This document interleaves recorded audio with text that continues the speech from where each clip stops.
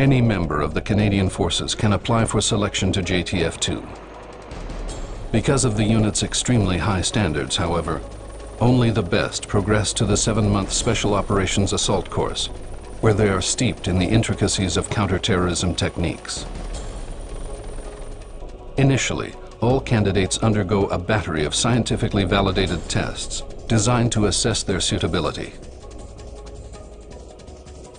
Physical strength and endurance are important, but equally important are professional skills and personal traits such as integrity, maturity, confidence, mental toughness, a team-oriented attitude, and an enormous sense of self-discipline.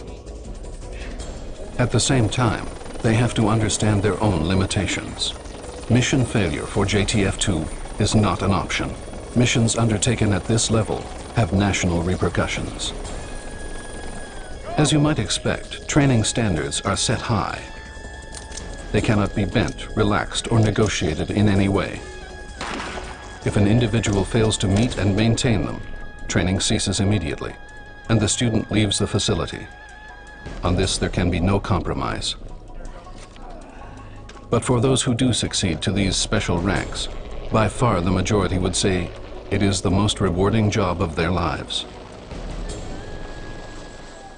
In training and on operations, JTF2 assaulters may have to endure great hardship, both physical and mental, possibly in very remote locations and in extreme conditions, and still achieve their objectives. These can include missions in areas denied to conventional forces, where they might work in small teams, perhaps very much isolated from their supporting units, and for extended periods of time. It is a highly specialized unit, a scalpel, not a hammer. Elements of the force could be inserted to conduct precision offensive action, gather intelligence, evacuate non-combatants, or rescue hostages. These missions are high value in nature to commit JTF2 troops. To succeed in these conditions, assaulters must have complete faith in themselves, their abilities, and those of their comrades. This is when their disciplined training pays off, helping them to focus on the task at hand and complete the mission.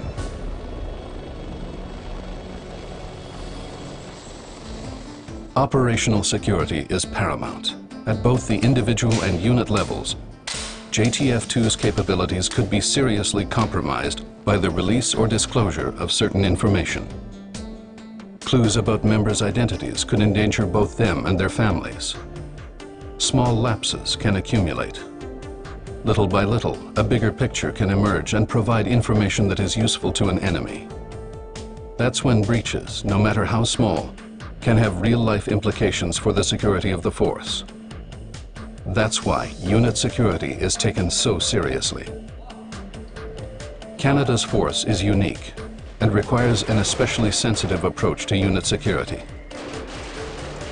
The combined special forces of the United States, for example, totals more than 43,000 members in several units. Canada's special forces are limited to those in JTF2. The consequences of a single breach of security are relatively more serious and potentially more lethal. The Canadian forces must balance the public's right to know about what is being done to protect them and their interests, and simultaneously protect the operational integrity of the unit, as there is no larger special forces community where the anonymity of compromised members could be re-established. In supporting the objectives set for them by the government, the Canadian forces can expect to engage in more special operations in the years ahead.